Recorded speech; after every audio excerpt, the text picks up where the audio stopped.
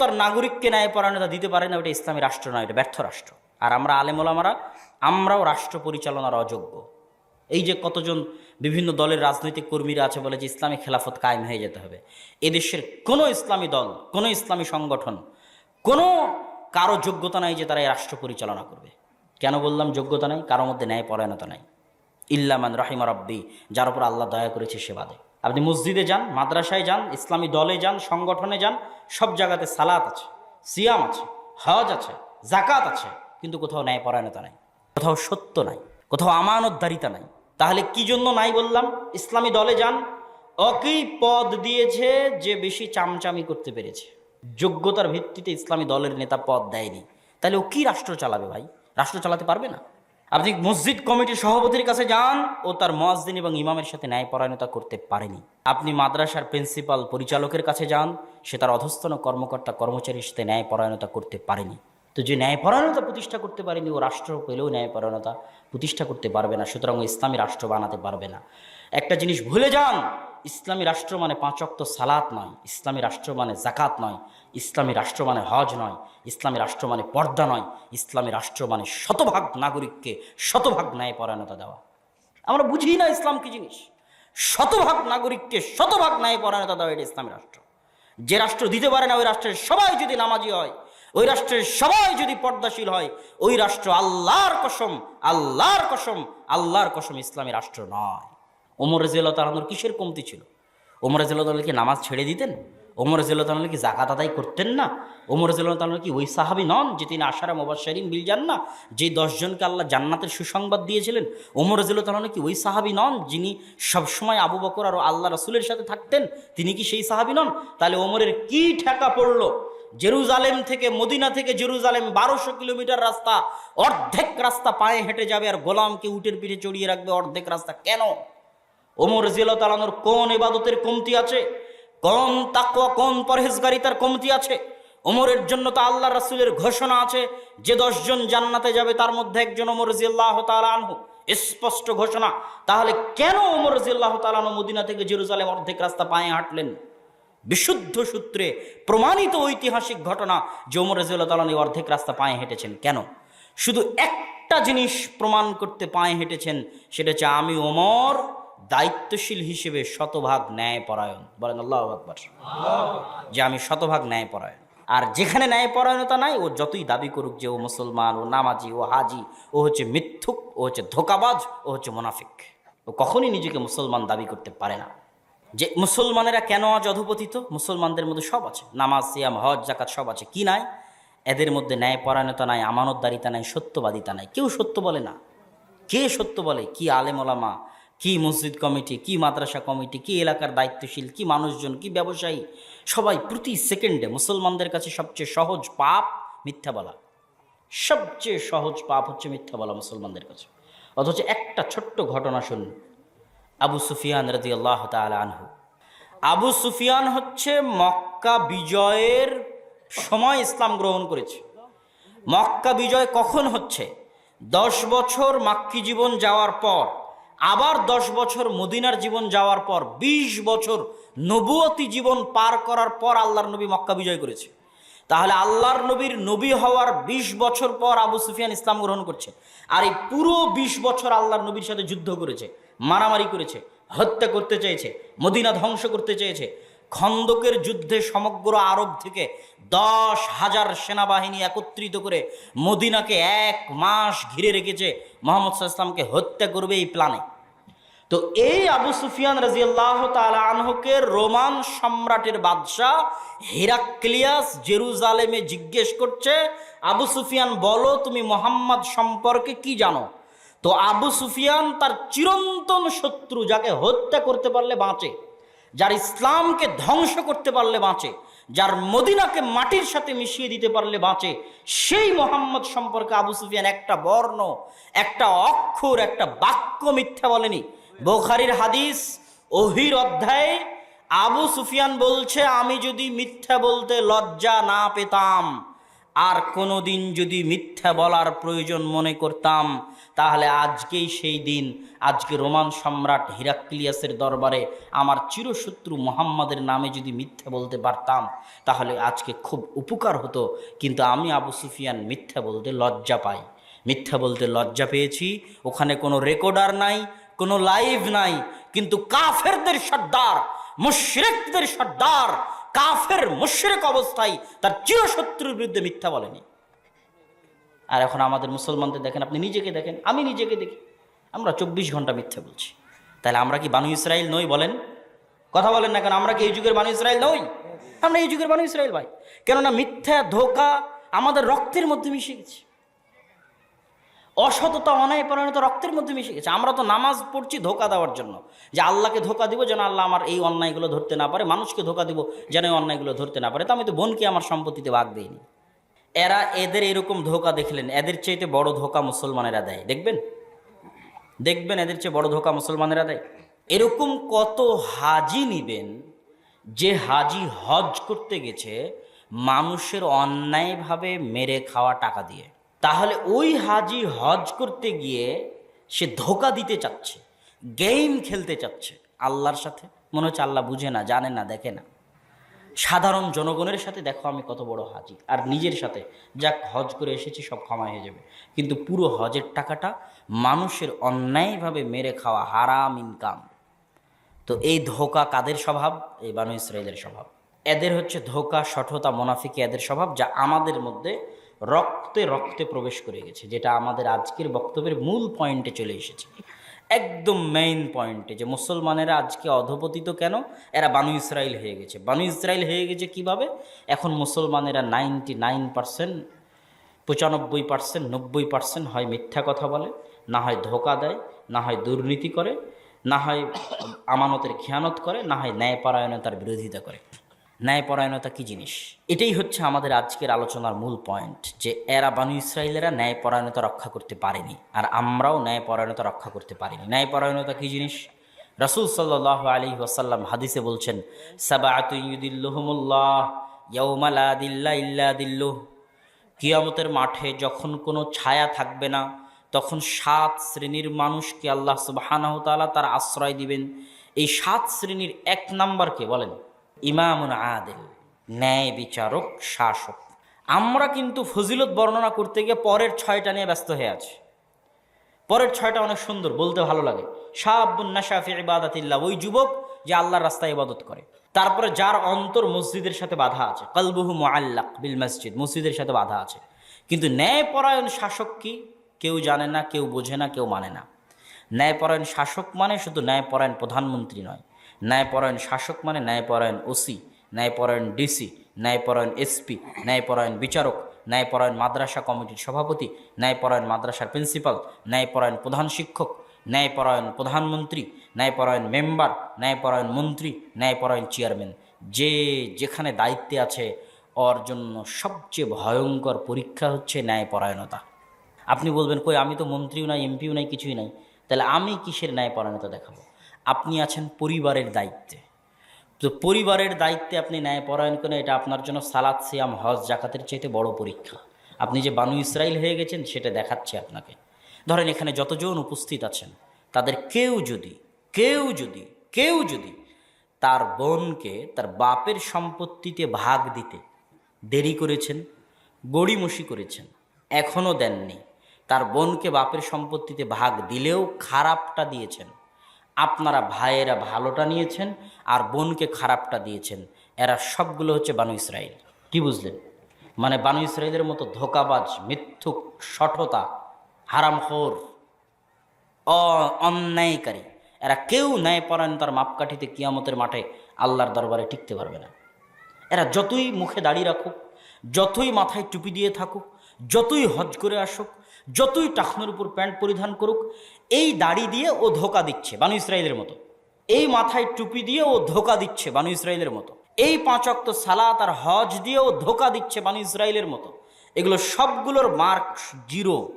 যদি ও আর বোনকে বাপের সম্পত্তিতে ভাগ দিতে, ন্যায়পরায়ণতা রক্ষা করতে না পারে, তাহলে কিয়ামতের মাঠে তার তাহাজ্জুদ তাকে বাঁচাতে পারবে না, যদি তার বোন তাকে ক্ষমা না করে।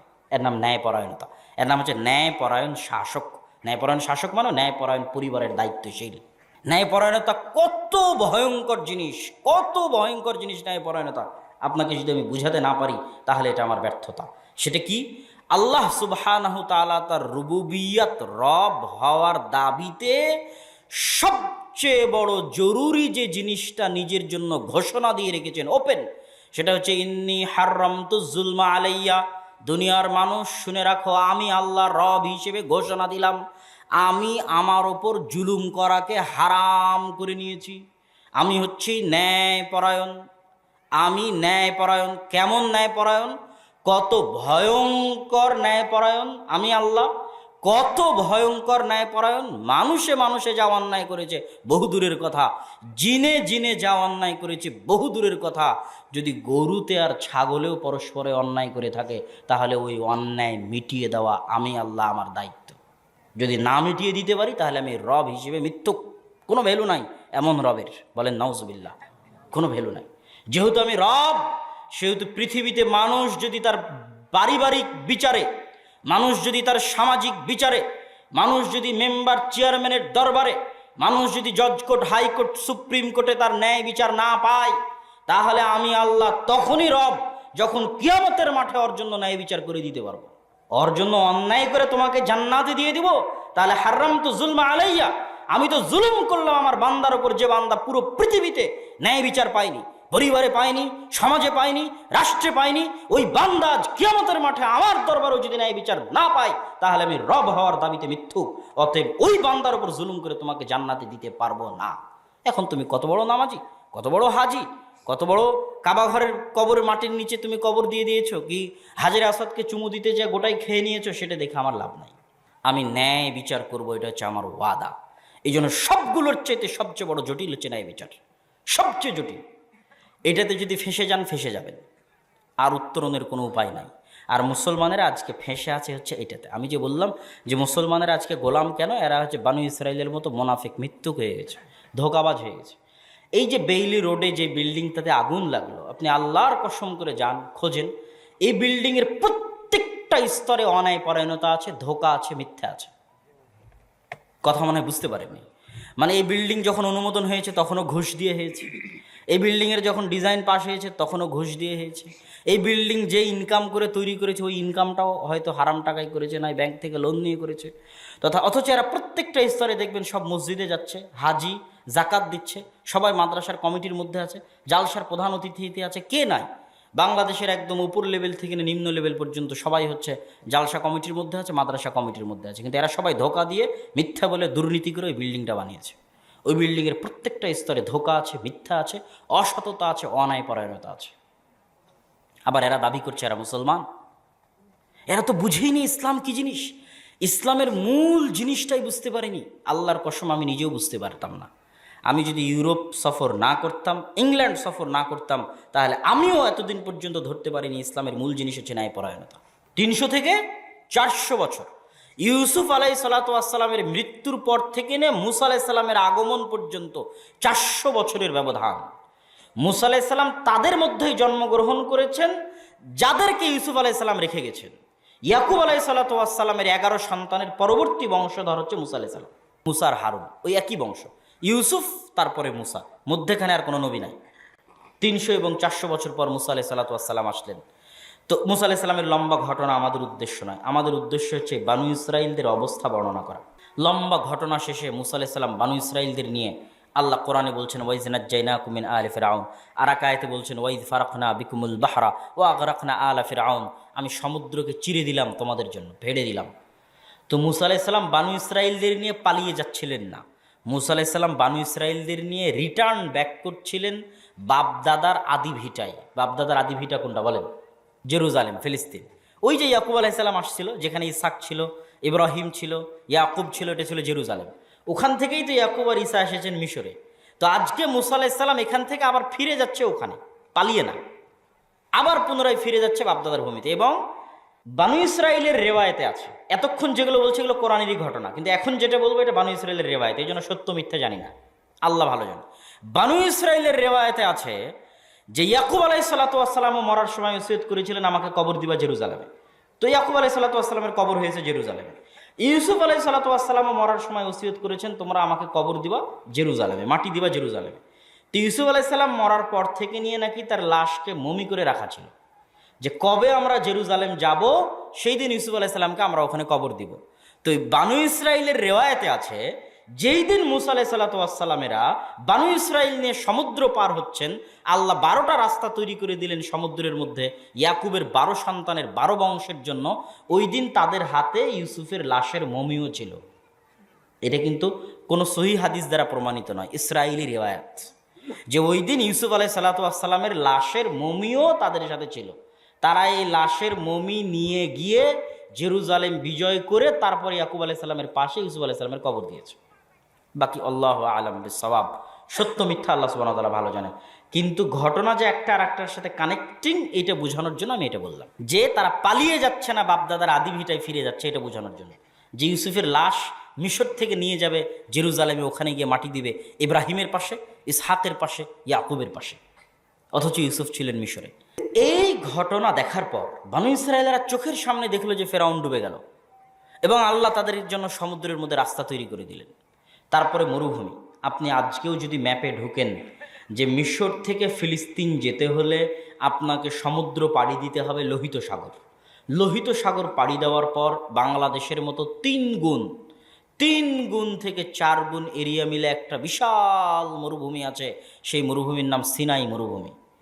এই মরুভূমি শেষ হলে ফিলিস্তিন শুরু হবে, জেরুজালেম শুরু হবে। এই মরুভূমিতে কোনো মানুষজন বসবাস করে না, এখনও করে না, সেই কালে তো আরও করতো না। তাহলে মুসা আলাইহিস সালাম বানু ইসরায়েলদের নিয়ে সমুদ্র পার হয়ে মরুভূমিতে পড়ে গেলেন। এই মরুভূমিতেই তুর পাহাড় আছে।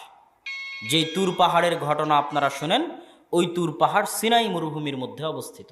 তো মুসা আলাইহিস সালামকে তার কওম বলল, কোরআন মাজিদে আছে সূরা বাকারাতে, ওয়াইজ ইসতাসকা মুসা লিকওমিহি ফাকুল নাজরিব বিআসাকাল হাজারা ফানফাজারাত মিনহু ইসনাতা আশারাতা আইনা ক্বাদ আলিমা কুল্লু নাসিম মাশরাবাহুম। যখন মুসার কওম মুসাকে বলল যে এই মরুভূমিতে পানি কোথায়, পানি কোথায়, সমুদ্রের লবণাক্ত পানি আমরা খেতে পারি না, আর মরুভূমিতে পানির ব্যবস্থা নাই, তোমার আল্লাহকে বলো সুমিষ্ট পানির ব্যবস্থা করে দিতে। তখন আল্লাহ সুবহানাহু ওয়া তাআলা কোরআন মাজিদে সূরা বাকারায় বলছেন, আমি মুসাকে বললাম তোমার হাতের যে লাঠি আছে এই লাঠি দিয়ে পাথরে আঘাত করো। মুসা আলাইহিস সালাম লাঠি দিয়ে পাথরে আঘাত করলেন।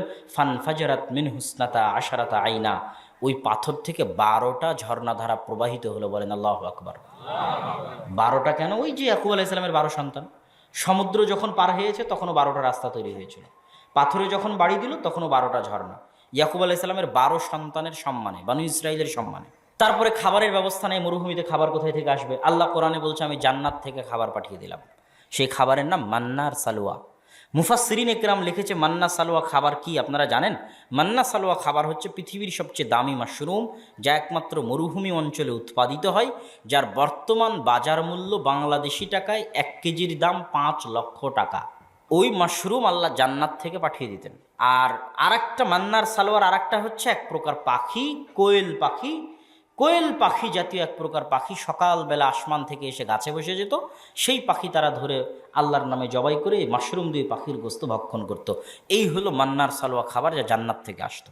এটা আল্লাহ কোরআনে বলছেন যে আমি তাদেরকে এই খাবার দিয়েছি। তাহলে পরপর 3টে বড় নেয়ামত আল্লাহ বানু ইসরাইলকে দিলেন। এক, ফেরাউনের কবল থেকে বাঁচালেন। 300 বছরের অত্যাচারের পর ফেরাউনকে ডুবিয়ে দিলেন। মরুভূমিতে পাথরের মধ্যে ঝর্ণা প্রবাহিত করে দিলেন। মরুভূমিতে জান্নাত থেকে খাবার পাঠিয়ে দিলেন।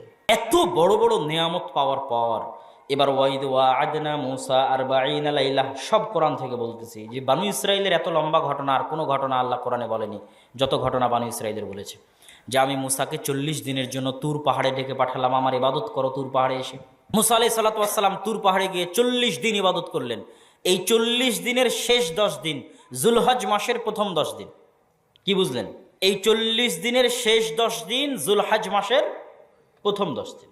যেই জুলহজ মাসের প্রথম 10 দিনে আমরা আরাফার সিয়াম পালন করি, কুরবানি করি, হজ করি, ওই জুলহজ মাসের প্রথম 10 দিন মূসার এই 40 দিন তুর পাহাড়ে ইবাদতের শেষ 10 দিন।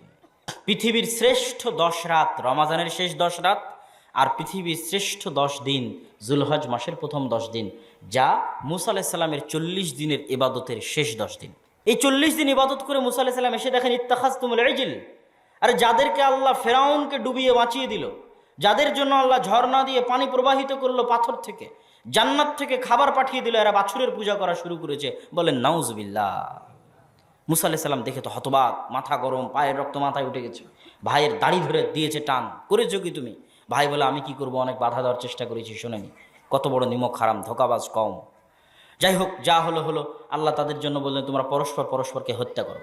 বানু ইসরায়েলেরা পরস্পর পরস্পরকে হত্যা করতে লাগলো। হত্যা না করলে ক্ষমা নাই। হত্যা করতে করতে কতজন যে মারা গেছে এক এক মুফাসসির এক এক বর্ণনা দিয়েছেন। তো মুসা আলাইহিস সালাতু ওয়াস সালাম এক পর্যায়ে আল্লাহর কাছে দোয়া করলেন, আল্লাহ এইভাবে বানু ইসরায়েল যদি একজন আরেকজনকে হত্যা করতে থাকে সব শেষ হয়ে যাবে, ক্ষমা করে দেন। একটা পর্যায়ে গিয়ে আল্লাহ ক্ষমা করে দিলেন। মুসা আলাইহিস সালামকে আল্লাহ তুর পাহাড়ে তাওরাত দিলেন। তাওরাত নিয়ে এসে বানু ইসরায়েলকে বললেন, এই যে তাওরাত আল্লাহ দিয়েছে। তখন বানু ইসরায়েল বলল, লান নুমিনা হাত্তা নারাল্লাহ জাহরাতান, এগুলো তাওরাত আমরা মানি না, যতক্ষণ তোমার আল্লাহকে না চোখে দেখব ততক্ষণ মানব না। বলেন নাউজুবিল্লাহ। এর চেয়ে বড় চোখে দেখার আর কি আছে যে তোমরা দেখলা ফেরাউন ডুবে গেল? এর চেয়ে বড় চোখে দেখার কি আছে যে তোমাদের চোখের সামনে পাথর থেকে পানি বের হচ্ছে, দেখতে পাচ্ছ এখনো? প্রতিদিন জান্নাত থেকে খাবার আসছে, দেখতে পাচ্ছ? লজ্জা লাগে না এটা বলতে যে আল্লাহকে না দেখলে তাওরাতে ঈমান আনবো না? এগুলো সব কথা আল্লাহ কোরআনে বলেছে। বলতে বলতে এক পর্যায়ে তারা কি বলল? কোরআনে আল্লাহ বলছেন, লান নাসবিরা আলা তুআমিন ওয়াহিদ ফাদউ লানা রাব্বাক ইউমবিত লানা। হে মুসা, তোমার আল্লাহকে বলো প্রত্যেক দিন এক খাবার আমাদের ভালো লাগে না। এই পুত্নার সালোয়া, মান্নার সালোয়া, মান্নার সালোয়া, মাশরুম আর কোয়েলের গোস্ত, মাশরুম আর কোয়েলের গোস্ত, এই এক খাবার আমাদের প্রত্যেক দিন ভালো লাগে না। তোমার আল্লাহকে বলো এই মরুভূমি থেকে, এই মরুভূমির মাটি থেকে তোমার আল্লাহকে বলো শসা, গাজর, পেঁয়াজ, রসুন, আদা, চাল, ডাল উৎপাদন করে দিতে। মুসা আলাইহিস সালাতু ওয়াস সালামকে আল্লাহ বললেন, শোনো, তুমি এদেরকে বলো যে এই মরুভূমি শেষ হলে উর্বর ভূমি আছে, তার নাম জেরুজালেম, আল আরজুল মুকাদ্দাসা আল্লাতী কাতাবাল্লাহু লাকুম, পবিত্র ভূমি। তোমাদের যদি এতই পেঁয়াজ, রসুন, আদা, চাল, ডালের দরকার হয়, তোমরা যুদ্ধ করে জেরুজালেম বিজয় করো, যা লাগাবা তাই আবাদ হবে। আল্লাহ আদেশ দিয়ে দিলেন, যুদ্ধ করো। এরা তখন উত্তরে বলল, ইযহাব আনতা ওয়া রাব্বুকা ফাকাতিলা। মুসা, তুমি আর তোমার আল্লাহ গিয়ে যুদ্ধ করো। বলে নাউজুবিল্লাহ। তোমরা গিয়ে যুদ্ধ করে, যুদ্ধ যেই দিন শেষ হয়ে যাবে সেই দিন আমাদেরকে বলিও, আমরা আসব। কি ভয়ঙ্কর ব্যবহার আল্লাহর সাথে! একদিকে আল্লাহর নিয়ামতগুলো দেখেন, আরেকদিকে এদের ব্যবহার দেখেন। এই ব্যবহারগুলোতে মুসা আলাইহিস সালামের মনটাই খারাপ হয়ে গেল। উনি বললেন, আল্লাহ, আমি আর এই জাতির দায়িত্ব পালন করতে পারবো না, আমি আমার আর আমার ভাই হারুনের দায়িত্ব পালন করতে পারবো, এদের বিষয়ে আপনি যা ইচ্ছা করেন। আল্লাহ আযাব নাজিল করলেন 40 বছরের। ইয়াতিহুনা ফিল আরদি 40 সানা, 40 বছরই মরুভূমিতে পাগলের মতো ঘুরপাক খেতে হবে। ঘুরপাক খেতে খেতে মুসা আলাইহিস সালাতু ওয়াস সালাম মারা গেলেন। নতুন নবী হলো ইউশা বিন নুন। ইউশা বিন নুন নতুন নবী হওয়ার পর 40 বছরের আযাব শেষ হওয়ার পর ইউশা বিন নুন বানু ইসরায়েলকে বলছে, আমরা যা ভুল করেছি, এবার চলো আল্লাহর আদেশ মেনে আমরা জেরুজালেম যুদ্ধ করে বিজয় করি। বানু ইসরায়েল বলল, ঠিক আছে, অনেক ভুল হয়েছে, আমরা যুদ্ধ করে জেরুজালেম বিজয় করি। বানু ইসরায়েল যুদ্ধ করতে গেল। যুদ্ধ করতে করতে করতে করতে এখন জয় হবে হবে। যখন জয় হবে হবে তখন শুক্রবার বিকেল। কখন বলেন তো? শুক্রবার বিকেল। ওই যে হাদিসে আছে শুক্রবারের দিন একটা সময় দোয়া কবুল হয়, তো অধিকাংশ মুহাদ্দিস বলেছে বিকেলে দোয়া কবুল হয়। কেন বলেছে বিকেলে, শুক্রবার বিকেলের কথা? সেটাই এখন আসতেছে এই ঘটনা। তো শুক্রবারের সূর্য ডুবে গেলে শনিবার শুরু হবে, ইয়াউমুস সাbt, শনিবার। শনিবার শুরু হলে ইহুদি ধর্ম অনুযায়ী যুদ্ধ নিষিদ্ধ, ইবাদতের দিন, যুদ্ধ বন্ধ। তাহলে যুদ্ধ চলতে চলতে যদি বন্ধ হয়ে যায়, তাহলে আবার যখন রবিবারের দিন যুদ্ধ শুরু হবে, এই রকম অবস্থায় আর ফিরে আসা যাবে কিনা তার গ্যারেন্টি নাই। তখন ইউশা বিন নুন আল্লাহর কাছে দোয়া করলেন, আল্লাহুম্মা হবিস হাদিহিশ শামসা আলাইনা। হে আল্লাহ, হে সূর্য, আনতা মা'মুরাতুন ওয়া আনা মা'মুরুন। হে সূর্য, তুমি আল্লাহর আদেশে আদিষ্ট, আর আমি ইউশা বিন নুনও আল্লাহর আদেশে আদিষ্ট। হে আল্লাহ, আজকের জন্য এই সূর্যকে আপনি থামিয়ে দিন। আমাদের নবী মুহাম্মদ সাল্লাল্লাহু আলাইহি ওয়াসাল্লাম বলছেন, ইন্নাশ শামসা লাম তুহবাস আহাদিন। সূর্য আল্লাহ সৃষ্টি করার পর থেকে নিয়ে আজ পর্যন্ত কোনোদিন থামেনি। শুধুমাত্র একজনের জন্য আল্লাহ সূর্য থামিয়ে দিয়েছিলেন, সেটা হচ্ছে ইউশা বিন নুনের দোয়ার জন্য। বলেন আল্লাহু আকবার। ইউশা বিন নুন দোয়া করলো, আল্লাহ সূর্য থামিয়ে দিলেন। মুফাসসিরিনে কিরাম লিখেছে সূর্য 3 দিন পর্যন্ত থেমেছিল, কেউ লিখেছে 5 ঘন্টা, কেউ লিখেছে 6 ঘন্টা। যতক্ষণ হোক সূর্য থেমেছিল, আটকে ছিল, যতক্ষণ না তারা যুদ্ধ করে জেরুজালেম বিজয় করে। সূর্য যখন ওদের জেরুজালেম বিজয় করা শেষ, তখন সূর্য আবার চলা শুরু করলো। বুখারী থেকে সহি বিশুদ্ধ সূত্রে এবং কোরআনের মাধ্যমে সকলভাবে বিশুদ্ধ সূত্রে প্রমাণিত যে সূর্য ইউশা বিন নুনের দোয়ার কারণে শুক্রবার বিকেলে থেমে গেছিল, পৃথিবীর ইতিহাসে মাত্র একবার। তো এই বনু ইসরাইলকে এত বড় দয়া, আবার আল্লাহ এত বড় দয়া করলেন, ওদের জেরুজালেম বিজয়ের জন্য সূর্য থামিয়ে দিলেন। এবার আল্লাহ ওদেরকে ছোট্ট একটা আদেশ করলেন, ছোট্ট আদেশ, এত বড় দয়ার পর ছোট্ট একটা আদেশ, দেখো তোমরা অনেক গুনাহ খাতা করেছো, তোমরা জেরুজালেম এত কিছু করার পর বিজয়ের সুযোগ দিচ্ছি, তোমরা জেরুজালেমে যখন ঢুকবা মাথা নত করে ঢুকবা, আর মুখে বলবা হেত্তাতুন, জিকির করবা। হিব্রু ভাষা হেত্তাতুন, যার বাংলা বা আরবি হচ্ছে আস্তাগফিরুল্লাহ। তো এই জেরুজালেমে ঢুকবা মাথা নত করে, আর মুখে বলবো আস্তাগফিরুল্লাহ। আল্লাহ নিজে কোরআনে বলছে যে বনু ইসরাইল আমার এই আদেশ মানেনি, বরং জেরুজালেমে ঢোকার সময় পিছন আগে দিয়েছে আর মুখে বলেছে হিনতাতুন, গমের দানা, গমের দানা, গমের দানা। বলেন নাউজুবিল্লাহ। তাহলে বলেন কি অবস্থা, কি ধোঁকাবাজি, কি শঠতা, কি মুনাফিকি। দাউদ আলাইহিসসালামের যুগ। দাউদ আলাইহিসসালামকে কণ্ঠ ছিল খুব সুললিত, সুন্দর। দাউদ আলাইহিসসালাম শনিবারের দিন কোরআন পড়তেন, জাবুর পড়তেন। সব মাছ তার তেলাওয়াত শোনার জন্য নদীর ধারে এসে জমা হয়ে যেত। ওই মাছগুলোকে বনু ইসরাইলেরা শিকার করত, ধরতো, ধরে বাজারে বিক্রি করে দিত।